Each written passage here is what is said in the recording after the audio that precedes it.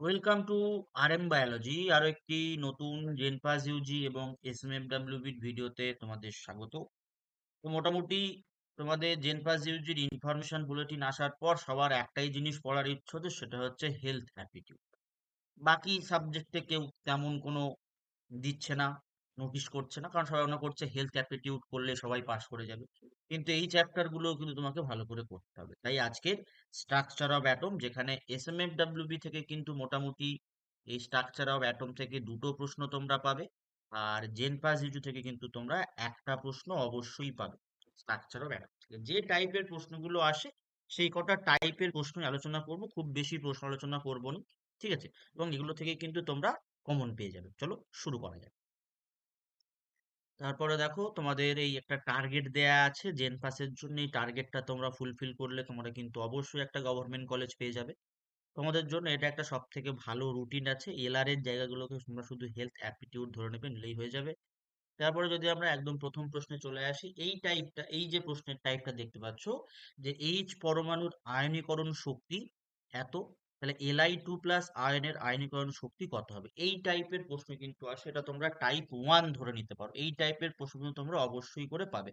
যদি আমরা এখানে একটু সলভ করি, তাহলে আমরা কি জানি যে আয়নাইজেশন এনার্জি বা আয়নাইজেশন এনথ্যালপিও বলতে পারো, সেটা 13.6 electron volt into Z square by N square. ঠিক আছে?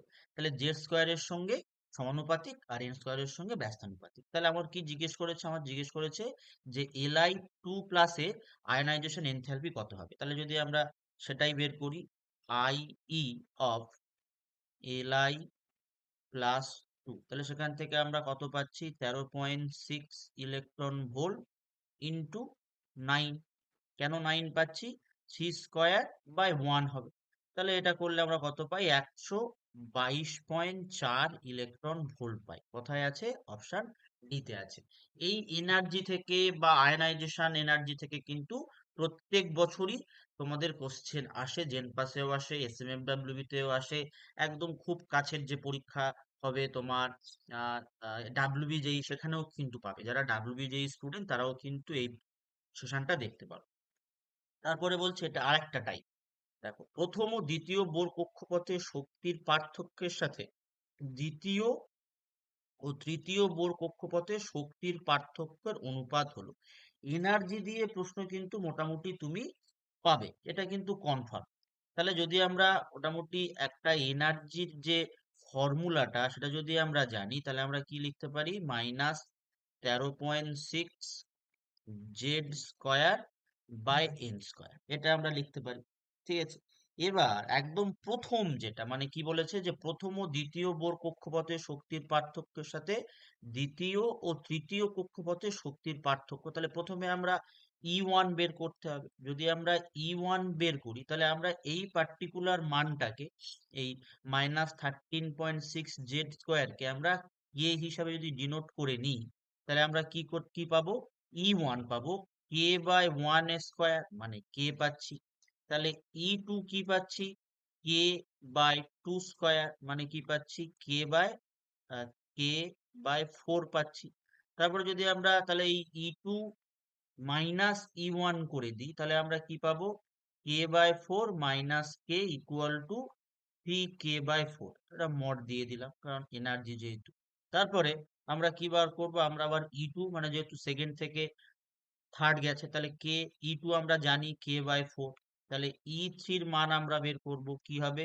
k/9 হবে। এই সূত্রটা দেখলেই তোমরা বুঝতে পারবে k/9 হবে। তাহলে আমরা যেটা পাবো সেটা হচ্ছে এই যে মানটা, মানে আমাদের এই এইটা, এই E2 আর E3-র যে ডিফারেন্সটা পাবো, সেটা হবে 5k/36। এটা হবে। যদি 5k/36 হয়, তাহলে আমরা কি পারবো? আমাদের আবার অনুপাতটা আমরা বের করতে পারবো। চেঞ্জ E1 থেকে E2 কত হয়েছে? 3k/4। আবার চেঞ্জ E2 থেকে E3 যেটা, সেটা কত হয়েছে? সেটা হচ্ছে, আমরা নিচে নামিয়ে দেবো 5k/36। যদি এটার আমরা সিম্পলিফিকেশন করি, 3k/4 ইন্টু 36/5 কে। তাহলে এদিকে এটা কেটে গেল, এটা কেটে গেল, তাহলে কি হচ্ছে 27/5। অপশন সি তে আছে। এনার্জি থেকে তোমরা কিন্তু একটা টাইপের প্রশ্ন অবশ্যই করে পাবে।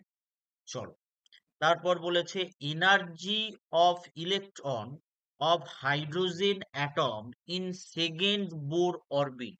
তাহলে আমরা মোটামুটি প্রত্যেকেই ব্যাপারটা জানি, যে এক্ষুনি আমরা করলাম, এই যে এনার্জি যেটা, সেটা ইকুয়াল টু আমরা কি লিখতে পারি, -13.6 Z square by N square. তাহলে এখানে এই জেড স্কোয়ারটা কোনো দরকার নেই, কারণ হাইড্রোজেন অ্যাটম বলে দিয়েছে, তাহলে আমরা শুধু এইটাই ব্যবহার করলে পেয়ে যাব। তাহলে যদি ব্যবহার করি, তাহলে আমার কোনটা বলেছে, দ্বিতীয় বোর কক্ষপথের বলেছে। যদি দ্বিতীয় বোর কক্ষপথের বলে, তাহলে আমরা কি করব, তাহলে আমরা EN equal to 13.6 divided by 2 square, তাহলে -3.4 ইলেকট্রন ভোল্ট হবে। তাহলে সেটাকে যদি আমরা ক্যালকুলেশন করি, জুলে যেহেতু এখানে নিয়ে যাওয়া হয়েছে, তাহলে যদি জুলে আমরা নিয়ে যাই, তাহলে আমরা কি পাচ্ছি, -5.44 ইন্টু 10⁻⁻⁻⁰ জুল, এটা পাবো। তার কারণ হচ্ছে 1.602 ইন্টু 10⁻⁻⁻�19 জুল, এটা একটা মান। সেখান থেকে আমরা কি পাচ্ছি, অপশন এটা পেয়ে যাচ্ছি। ঠিক আছে, এরকম। তারপর the energy of an electron in first Bohr orbit of H atom is -13.6 electron volt. The possible energy values of the excited state for electron in Bohr orbit to hydrogen is. তাহলে কি হচ্ছে, hydrogen পরমাণুর প্রথম bore কক্ষপথে একটি ইলেকট্রনের শক্তি এত, hydrogen bore কক্ষপথে থাকা ইলেকট্রনের উত্তেজিত অবস্থার সম্ভাব্য শক্তির মানগুলো কত হবে। তাহলে এটা কিন্তু আমাদের বারবার একটা ক্যালকুলেশন করতে হবে। তাহলে ই এন ইকুয়াল টু আমরা কি বলতে পারি, E1/n², যেখানে এনটা 1 হবে, 2 হবে, 3 হবে, বা 4ও হতে পারে। তো সেরকম করে যদি আমরা মানটা নির্ণয় করি, তাহলে আমরা কি দেখতে পাবো, আমরা পাবো কিন্তু অপশন এটা।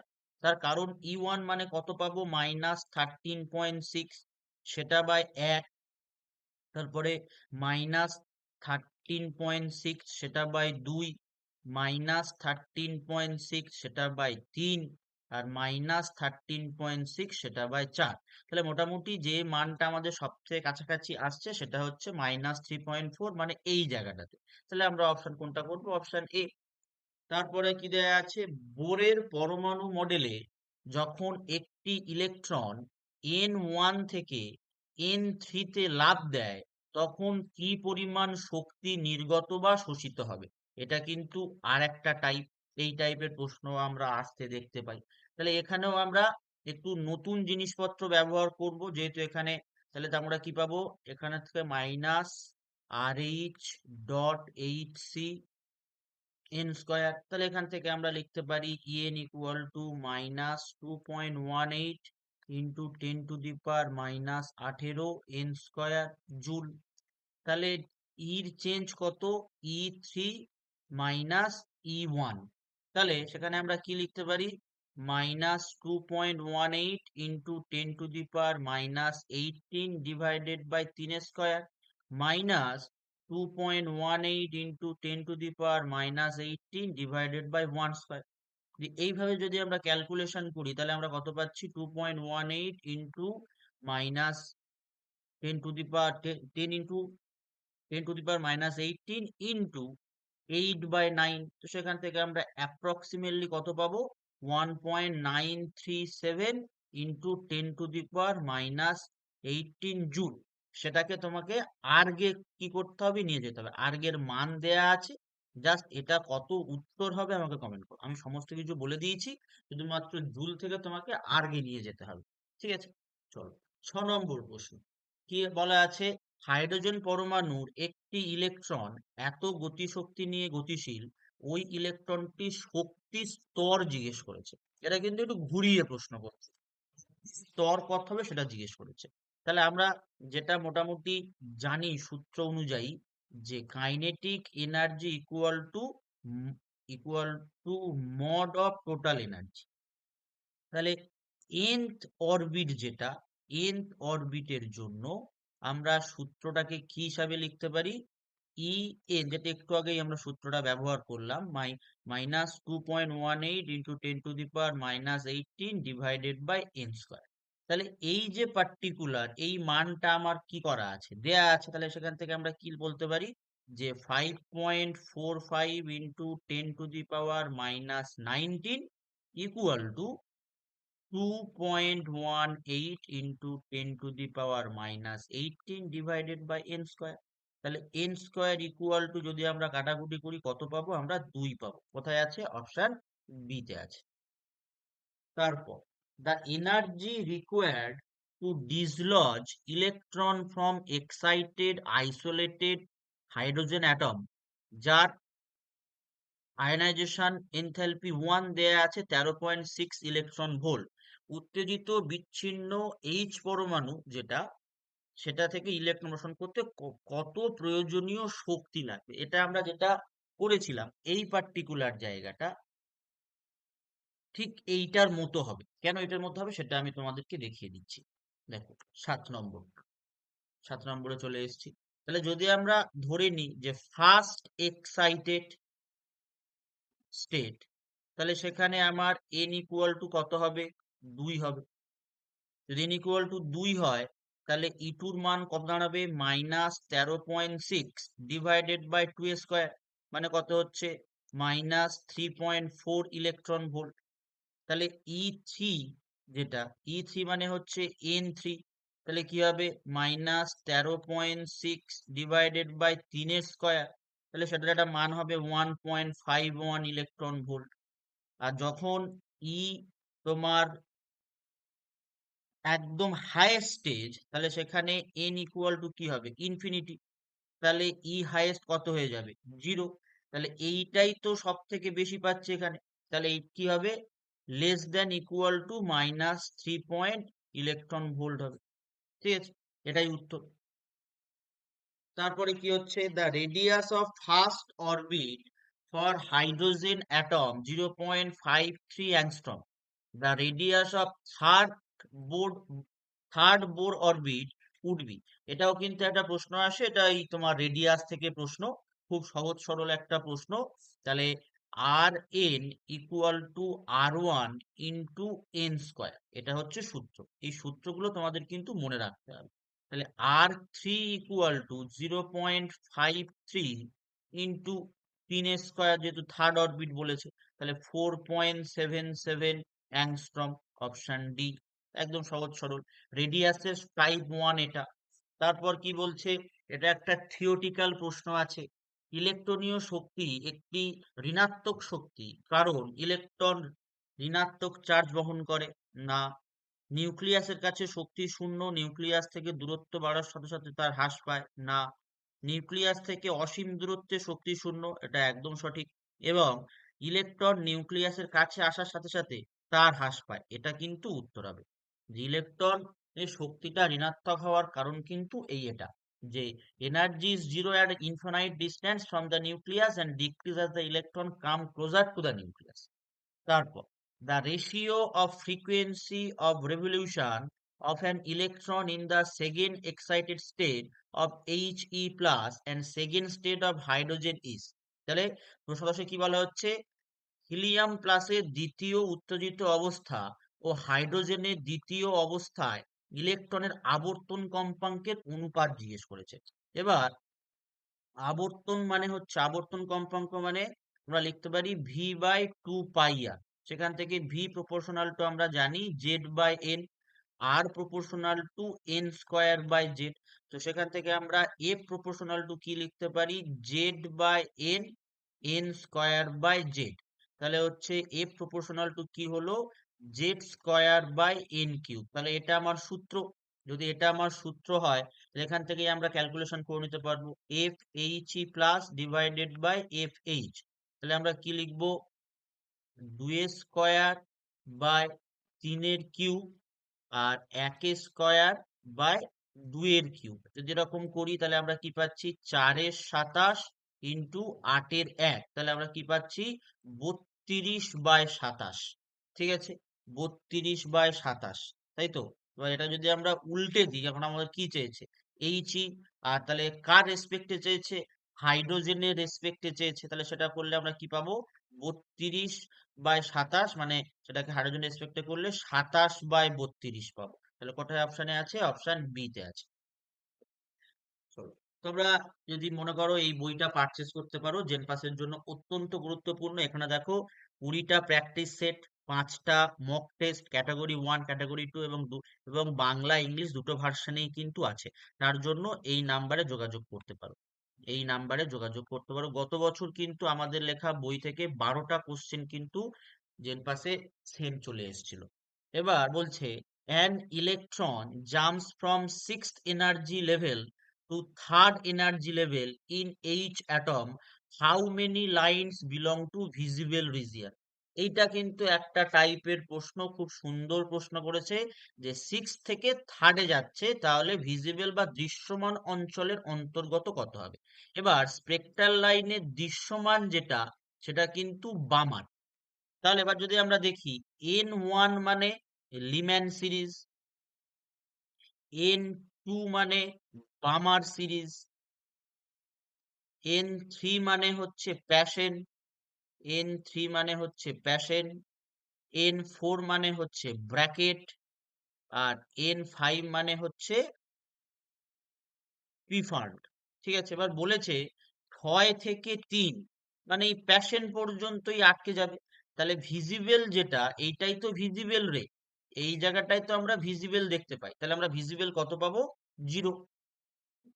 তারপর the wave number of the shortest wavelength transition in the Balmer series of atomic hydrogen is, পারমাণবিক হাইড্রোজেনের বামার সিরিজে ক্ষুদ্রতম তরঙ্গ দৈর্ঘ্যের তরঙ্গ সংখ্যা হলো।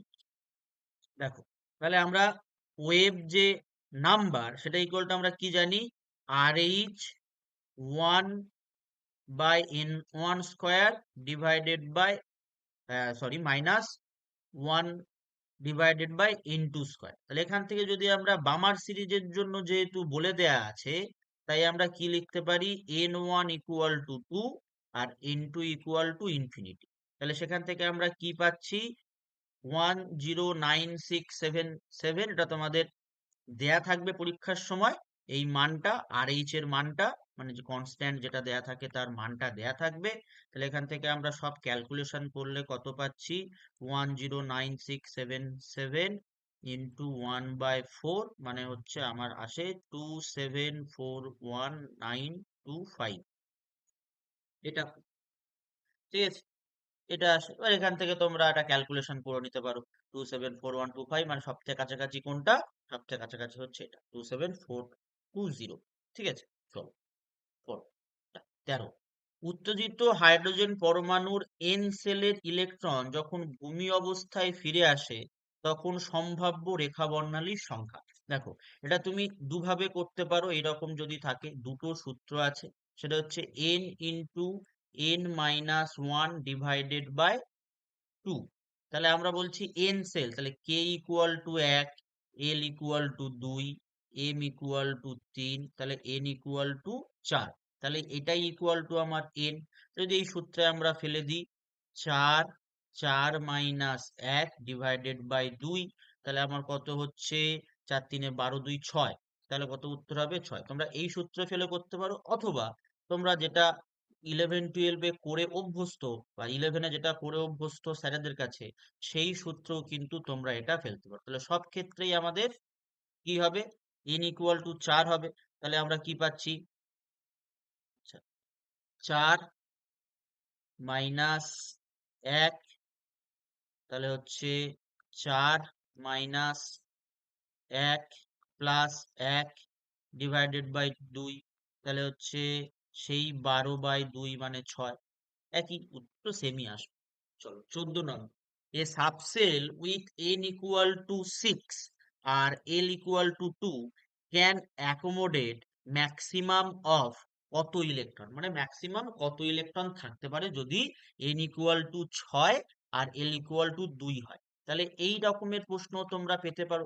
তো সেটার ফর্মুলা কি? সেটার ফর্মুলা হচ্ছে 2 ইন্টু 2l প্লাস 1, এটা হচ্ছে সূত্র। তাহলে আমরা যদি এটা থেকে ক্যালকুলেশন করি, তাহলে কি দেয়া আছে? 2 ইন্টু 2 ইন্টু 2 প্লাস 1, তাহলে কটা হচ্ছে? 10টা। কটা হচ্ছে? 10। চলো, which of the following set of quantum number is correct for an electron in 4f? অত্যন্ত গুরুত্বপূর্ণ এই টাইপটা, স্টার মার্ক টাইপ, মানে কোয়ান্টাম সেট পসিবল কিনা বা কোয়ান্টাম সেট কোনটা সঠিক কোনটা সঠিক নয়, এটা কিন্তু তোমাকে জানতে হবে। তাহলে দেখো, 4f বলেছে মানে তখন নিঃসন্দেহে n ইকুয়াল টু 4 হবে। তাহলে অটোমেটিক্যালি আমার অপশন এটা ক্যান্সেল হয়ে গেল। অপশন এ আমার কি হয়ে গেল? ক্যান্সেল। কেন হচ্ছে? n হচ্ছে প্রিন্সিপাল কোয়ান্টাম নাম্বার। অরবিট যেটাকে মেনশন করা থাকবে, 4 হোক, 3 হোক, 2 হোক, 1 হোক, তাহলে সেগুলোই কিন্তু ইকুয়াল টু n হবে। তাহলে এবার আমরা যদি দেখি, তাহলে যেটা হচ্ছে আমরা এল পাবো, এল। তাহলে আমাদের এলটা সবসময় কি হয়? এল সবসময় হয় হচ্ছে নট ইকুয়াল, মানে less than equal two n minus 1, মানে লেস দেন n-1 হতে হবে। তাহলে সেটা আমরা কি করতে পারি? 4-1, তাহলে ম্যাক্সিমাম আমাদের কি হতে পারে? 3 হতে পারে। তাহলে ভালো করে লক্ষ্য করে দেখো, তাহলে কোনোদিনই আমাদের কি হচ্ছে না এটা, তাহলে এ ক্যান্সেল হয়ে গেল। এবারে যদি আমরা এমটাকে ডিনোট করি, এম, এম সবসময় কি হবে? মাইনাস এল থেকে কি হবে? প্লাস এল পর্যন্ত যাবে। এই জিনিসগুলো তোমাদের মনে রাখতে হবে যে এল কি হয়? লেস দেন এন হবে, n-1, লেস দেন n-1। ঠিক আছে, মানে n-1 মনে রাখলেই তোমরা কিন্তু করে নিতে পারবে। ঠিক আছে, এটা একটা ফ্যাক্টর। তাহলে আমরা এখান থেকে কোনটা, তাহলে বলো, আমি এগুলো কিন্তু বলে দিলাম। এই যে ফর্মুলাটা তোমরা যদি আর এস কি হয়? এস তোমার হয় প্লাস হাফ হবে অর মাইনাস হাফ হবে। এফ এর সঙ্গে কোনো, মানে এস এর সঙ্গে কোনো একটা সমস্যা নেই, হয় মাইনাস হাফ নয় প্লাস হাফ, যে কোনো একটা হতে পারে। তো সেক্ষেত্রে 15 নাম্বারের উত্তরটা কত হবে সেটা আমাকে একটু বলতে পারো, ঠিক আছে, কমেন্টে। চলো, 16 number, for a d electron the orbital angular momentum is. এইটা থেকেও প্রশ্ন আসে। এটা এল হয়, l equal to l, l plus 1। এই এল দিয়ে কিন্তু প্রচুর প্রশ্ন পাবে তোমরা, এইচ বাই 2 পাই। তাহলে এস এর জন্য আমরা এল ইকুয়াল টু কত পাবো? 0। পির জন্য এল ইকুয়াল টু কত পাবো? 1। ডি হলে এল কত হবে? 2। আর এফ হলে এল কত হবে? 3। এটা তোমাকে কিন্তু মনে করে রাখতে হবে। তাহলে আমার কি বলে দিয়েছে? ডি ইলেকট্রন বলে দিয়েছে। তাহলে এল এর মান আমার কত? 2। 2, 2 প্লাস 1 ডট এইচ বাই 2 পাই। তাহলে কি হবে? √6 এইচ বাই 2 পাই। ঠিক আছে, তাহলে কত হলো? √6 এটা। ঠিক আছে, এইচটা দিতে মনে নেই। ঠিক আছে, এইচটা কোথায়? এটা এইচ হবে আর কি, 2/π হয়ে গেছে। আচ্ছা, একটু ভুল আছে, এটা হবে √6 এইচ বাই 2 পাই। সেইগুলো সব এইচ বাই 2 পাই এরকম হবে। ঠিক আছে, টাইপিং এর সময় মিস্টেক হয়ে গেছে। লাস্ট প্রশ্ন, the electron identify by n and l can be placed in order of increasing energy, increasing energy from lowest to highest. আচ্ছা, এবার এই এনার্জির জন্য আমরা কি ব্যবহার করি? এন প্লাস এল ব্যবহার করি। তাহলে এনার্জির জন্য আমরা যে সূত্রটা এই ফরম্যাটে দেখব সেটা হচ্ছে n plus l equal to কার বেশি। এবার ধরো যে এটা আমরা লিখলাম n plus l equal to কার বেশি, যার বেশি তার এনার্জি বেশি। এবার ধরো এটার মানটা সেম হয়ে গেল, তখন আমরা কি দেখব? কার এন এর মান বেশি, যার এন এর মান বেশি তার এনার্জি বেশি। তাহলে যদি 1 নম্বরের জন্য আমরা দেখি, তাহলে এখানে আমরা এনার্জি কত পাচ্ছি? 5। এখানে আমরা এনার্জি কত পাচ্ছি? 4। এখানে আমরা এনার্জি কত পাচ্ছি? 5। আর এখানে আমরা এনার্জি কত পাচ্ছি? 4।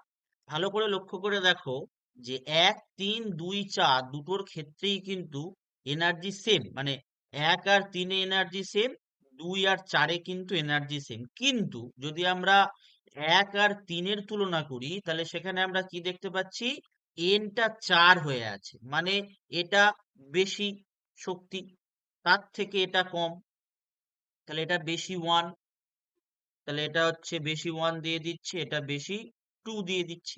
এবার 2 আর 4 এর যদি ক্যালকুলেশন করি সেখানে আমরা দেখতে পাচ্ছি, দেখো সেম, কিন্তু এটা কি হবে, এটা বেশি 3 আর এটা হচ্ছে বেশি